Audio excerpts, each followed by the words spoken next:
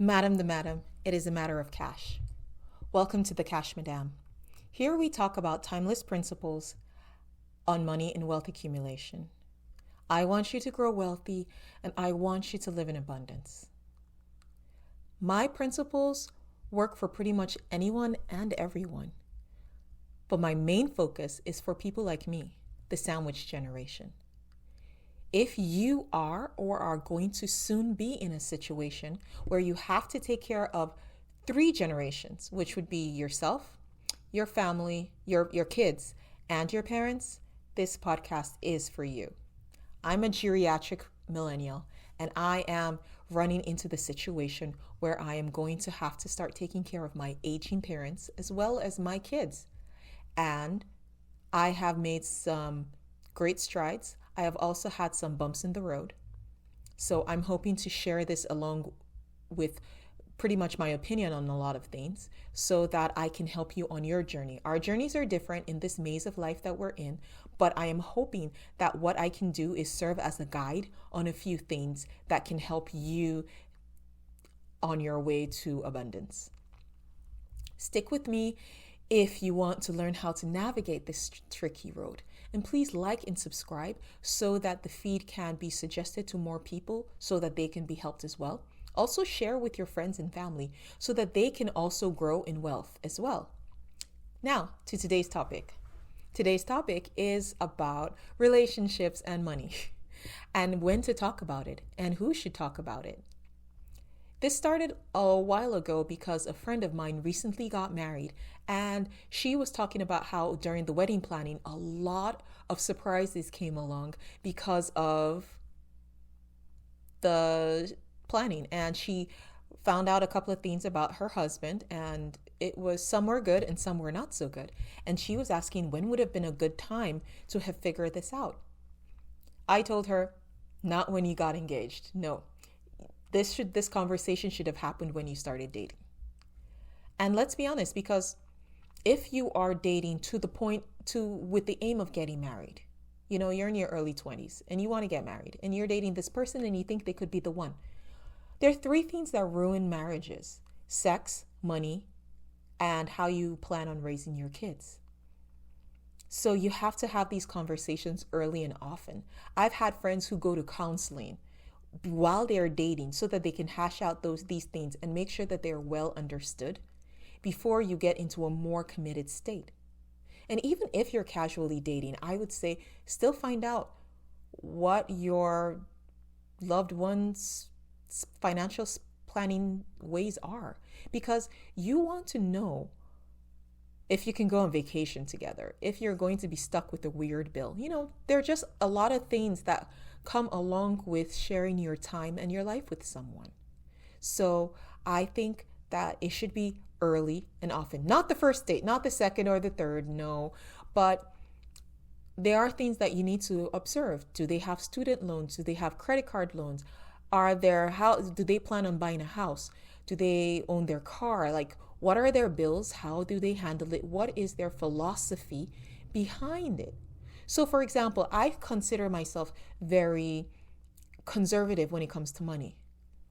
But I had been on dates with people who were on the FIRE track, and which, if you didn't know, that is an accelerated retirement early, financially independent, retire early system, where most people in their 20s just live on ramen. Well, okay, I'm exaggerating. They don't live on ramen, but they have very extreme financial targets so that they can plan to retire at 35 or 40.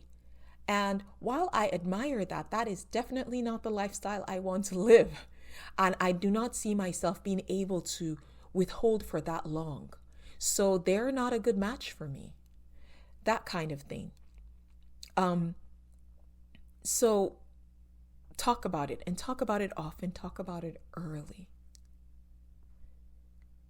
Another question she had was, what kind of financial system should they have now that they're married? I gave her 2 options. There are many flavors of this, many different ways that you can make this work. But I used 2 systems and they both worked depending on the situation in my marriage at the time.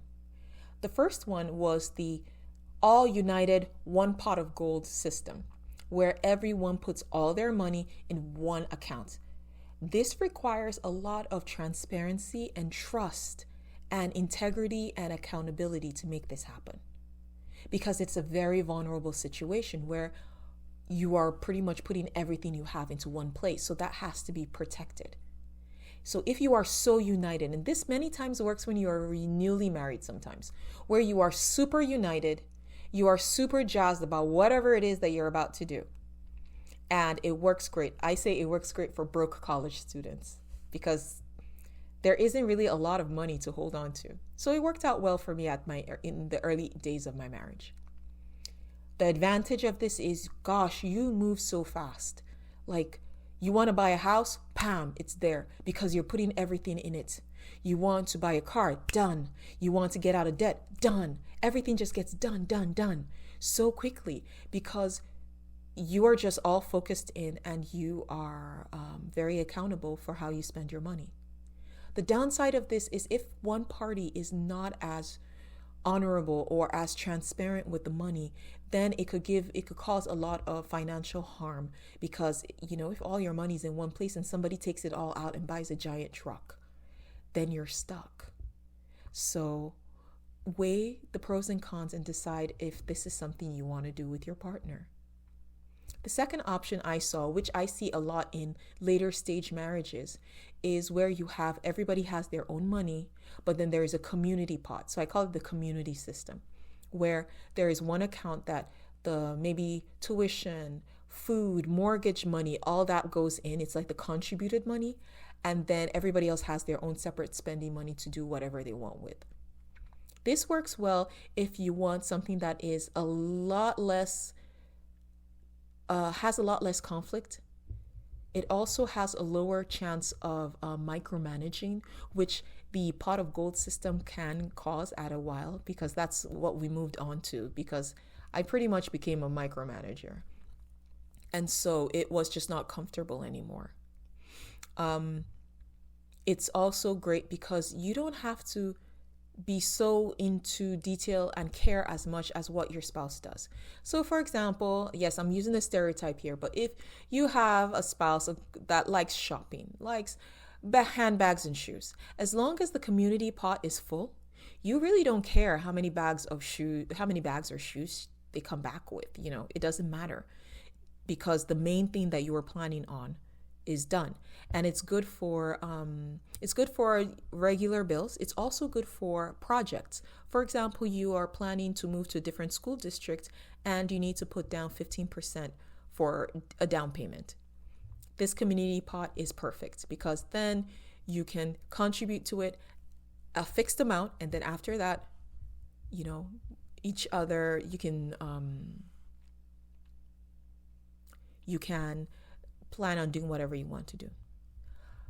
I just thought of another question that someone has asked me before, which was, what is the percentage that each person should contribute to the community pot? And I would say this is where negotiation happens.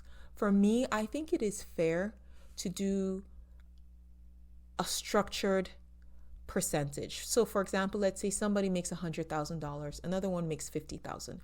It doesn't necessarily feel fair that both of them should maybe contribute $1,000 each to the community pot. But at the same time, it sometimes doesn't feel fair to say that the $100,000 person should pay double of what the $50,000 person should pay as well. So I feel like it should be structured. I would probably say something like, I don't know, $1,200, $1,300 to $700. So it's kind of double, but not always. Like there's some kind of number that you can agree with, that you think is fair and just, because this is where a lot of the resentment comes in, where things don't feel fair.